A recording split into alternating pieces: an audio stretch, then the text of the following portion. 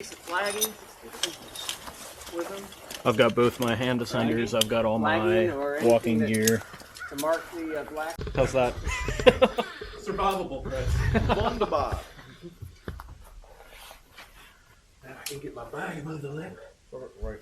You're untangled. Your bag's untangled. It is. It's just navigating the lip. I should have eaten a bigger breakfast. Should have. You didn't have your Wheaties? Did not. Breakfast of the champions.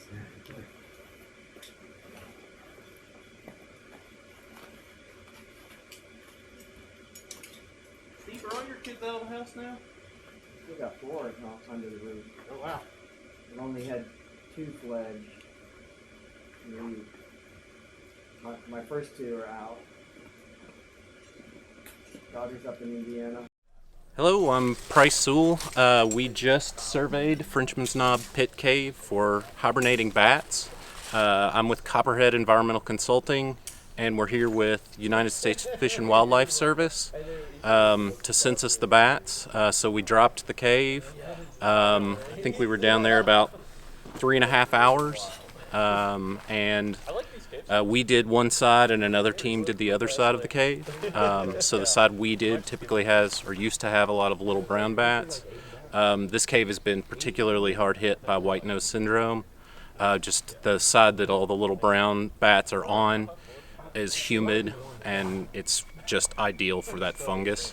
And we did see quite a few bats with active fungus on them, and the numbers since I was first in this cave in 2006 have dropped about 95% for little browns on the side that I surveyed. We did find a couple of endangered species. We found 1 gray bat on the side we did, 1 Indiana bat on the side that we did, and then 1 candidate species, or a bunch of a candidate species, the eastern pipistrelle bat. But we had 2 crews of 3 people, and we did this. I'm on contract, Copperhead is on contract with Kentucky Department of Fish and Wildlife Resources, and we're working with Michaela Rogers.